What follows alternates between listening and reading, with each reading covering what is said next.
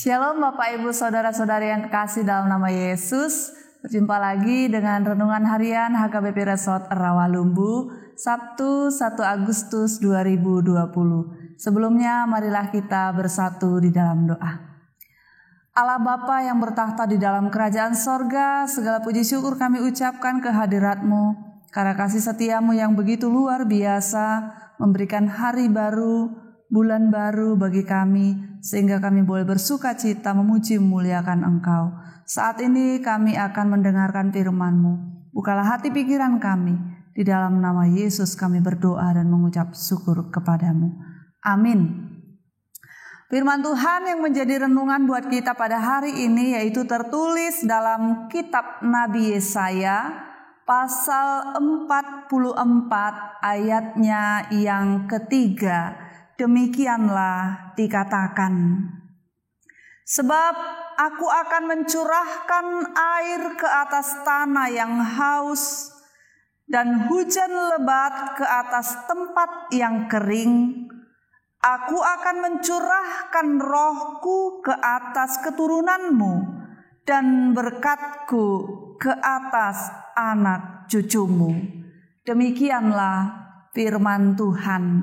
Bapak Ibu Saudara-saudari yang kekasih di dalam nama Tuhan kita Yesus Kristus, ketika bencana datang seperti yang kita hadapi saat ini, sudah 4 bulan kita dilanda bencana COVID-19 yang sampai saat ini belum berakhir, bahkan semakin hari semakin bertambah banyak saudara-saudara kita yang terpapar.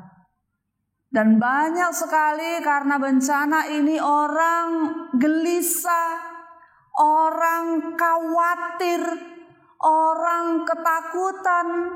Bahkan banyak sekali di antara kita mungkin yang stres karena saudaranya yang sakit, karena kehilangan pekerjaan dan lain sebagainya. Bapak Ibu, bahkan tidak hanya itu, ketika bencana tragedi terjadi di tengah-tengah kehidupan kita, banyak sekali orang yang berpikir bahwa Tuhan telah meninggalkannya, Tuhan telah jauh darinya, Tuhan tidak lagi mengasihi ataupun memperdulikan hidupnya. Demikian halnya yang dirasakan oleh umat Tuhan saat mereka terbuang ke Babel. Mereka haus akan persekutuan dengan Allah. Mereka haus akan firman Tuhan. Mereka kering secara rohani. Bahkan di tengah-tengah kehidupan mereka yang seolah-olah tidak lagi diperdulikan oleh Tuhan, kehidupan mereka yang telah jauh dari leluhur mereka sangat merasakan kekhawatiran, bahkan ketakutan di tengah-tengah kehidupan mereka.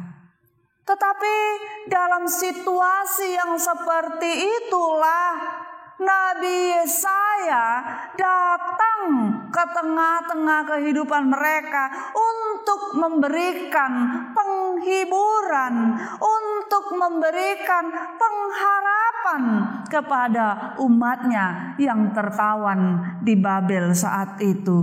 Pengharapan yang diberikan menyatakan bahwa Allah senantiasa akan menyertai kehidupan mereka. Allah akan mencurahkan rohnya, akan mencurahkan berkatnya kepada umatnya itu. Bahkan bukan hanya kepada mereka, tapi kepada anak cucu mereka, kepada keturunan mereka. Mencurahkan rohnya berarti memberikan kehidupan kepada bangsa Israel. Bahkan berkatnya senantiasa dicurahkan. Kalau dikatakan tadi di sini, tanah yang haus akan dicurahkan air. Tempat tempat yang kering akan dicurahkan hujan lebat. Sungguh luar biasa penyertaan Tuhan di tengah-tengah kehidupan umatnya. Apa tujuan Allah melakukan hal itu? Supaya kehidupan mereka boleh kembali segar. Kalau tanah, ibaratnya tanah yang sudah tandus, yang sudah kering kerontang, ketika dia disirami dengan air hujan, dia akan subur kembali, akan produktif kembali, dan akan memberikan hasil kepada para yang mengerjakannya. Demikian halnya umat Tuhan akan kembali produktif. Umat Tuhan akan kembali menjadi segar dari kelesuan mereka, dari kekhawatiran mereka, dari ketakutan mereka. Mereka akan bangkit kembali ketika Roh Tuhan dicurahkan atas hidup mereka. Bapak, Ibu, saudara-saudari yang kekasih dalam nama Tuhan kita Yesus Kristus, firman Tuhan ini menekankan juga kepada kita saat ini bahwa Allah itu setia. Allah itu sangat mengasihi kita sekalipun kita berdosa, sekalipun kita sering menyimpang dari jalannya, tetapi Allah tidak pernah meninggalkan kita. Itulah janji yang diberikan kepada kita. Pelangi akan muncul sehabis hujan. Oleh karena itu, Bapak, Ibu, saudara-saudari yang kekasih, kita tahu bahwa firman Tuhan itu ya dan amin. Janji Tuhan itu akan dan senantiasa ditepati di dalam kehidupan umatnya. Kita sudah rasakan janji Allah yang ditepati di tengah-tengah kehidupan kita dengan kehadiran Yesus Kristus yang datang ke tengah-tengah dunia ini. Sekalipun kita berdosa, sekalipun kita sering berbuat kesalahan, sekalipun kita sering meninggalkan Tuhan, kita lupa akan berkat-berkat Tuhan yang diberikan kepada kehidupan kita. Sedikit saja kemakmuran kita peroleh, kita lupa diri, kita meninggalkannya. Tapi Allah setia, sehingga Yesus Kristus yang datang ke tengah-tengah dunia ini dengan tujuan supaya kita semua, supaya dunia ini beroleh selamat. Oleh karena itu, marilah kita jadikan Tuhan kita itu satu-satunya Allah di dalam kehidupan kita. Amin. Kita berdoa. Kembali kami mengucap syukur kepadamu ya Tuhan atas penyertaan dan tuntunan-Mu di dalam kehidupan kami.